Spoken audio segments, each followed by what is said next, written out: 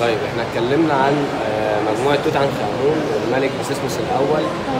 كنت عايز أقول إن كل مجموعة من دي بيميزها حاجة. توت عنخ آمون عشان مقبرته كاملة من الذهب فدي حاجة بتميزها. سيسموس عشان مقبرته كاملة برضه وفيها ذهب وفضة وآثار كتير فدي شيء بيميزه. يويا وتويا اتنين متجوزين في الأسرة ال13. يويا كان وزير وخد لقب ما خدوش حد في تاريخ مصر القديمة اللي هو أب الفرعون، تمام؟ أو أبو الملك. ده محدش خده، حتى إمحوتب حميون كل الناس دي خدت ألقاب، محدش خد اللقب ده. الجدل واللي مخلي بقى في كلام كتير على يويا وتويا وخلى يعني معلومة إن ما بيحصلش عنه أبحاث أو ناس ما بتدورش وراه، لأن في ناس بتعتقد إن يويا هو سيدنا يوسف الصديق عليه السلام. ليه بيعتقدوا كده؟ لأن بيقولوا إن ملامحه مش ملامح مصرية. لما لقينا مقبرته في طيبة لقينا الجداريات بتاعتها ما عليهاش أي نقوش، تمام؟ ففي ناس بقى قعدت تمعن النظر، حتى في دكتور اسمه أحمد عثمان كتب كتاب في الموضوع ده وحط حوالي 7 نظريات في الموضوع، ولكن أنا لما بحثت في الموضوع لقيته إنه لأ عادي، مش حقيقي. قال إن اسم يويا اسم غير مصري، تمام؟ عشان كده كتب بكذا لهجة.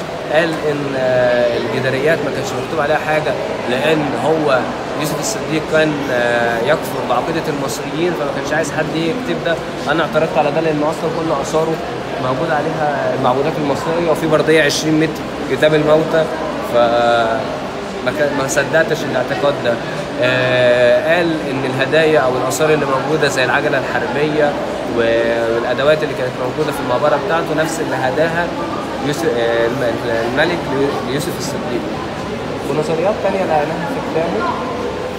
فده من هنا بيجي أهمية المكان ده، والموضوع محظور فيه البحث عشان ما يعملش زي تطرف أو انقسام فكري. لما أجي أقول إن الموميا دي موميا يوسف الصديق هتلاقي بقى كل واحد يتكلم باسم الدين هيقول لك إيه، لأ إحنا عايزين ده، إحنا ده بتاعنا إحنا، ده إحنا هنقدسه، ده مكانه مش متحف، ده مكانه سواء كنيسة أو سواء جامع، ده مكانه مش متحف. عشان كده الموضوع ده أصلا خاطئ، تمام؟ فعشان كده الموضوع ما فيهوش أي بحث. يويا كان وزير وكان يعني مسؤول عن بيت الملك وكان مستشار بتاع الملك وخد ألقاب كتيرة جدا. لو حبينا إن احنا نعرف تفاصيل أكتر في موسوعة سنين حسن مصر القديمة هنلاقيها في الجزء التاسع، وسيسموس الأول هنلاقي برضه بيتكلم عنه في الجزء الخامس، تمام؟ لو حابين نقرا بالتفاصيل. مقبرة يويا وتويا لقينا فيها طبعا التوابيت الخشب موجود عليها رموز المعبودات، هنلاقي تحوت، هنلاقي حورس، هنلاقي أنوبيس. لقينا فيها بردية لكتاب الموتى بتتكلم طبعا عن الخروج للنهار او ازاي ان الموميا دي او ازاي ان الشخص ده يعبر من العالم الاخر. هنلاقي الاواني الكانوبيه، هنلاقي توابيت من الذهب، الموميا بتاعته كامله. وده برضو من المعتقدات اللي قالوا فيها ان ده يوسف الصديق عشان الموميا بتاعته ما لهاش اثر تحلل ولا ترميم. يعني هو ما اتعملهاش ترميم. رمسيس الثاني الموميا بتاعته اتعمل لها ترميم. كل المومياوات حتى لو رحت متحف الحضاره هتلاقي موجوده في مستويات مختلفه عشان درجه الحراره بتفرق.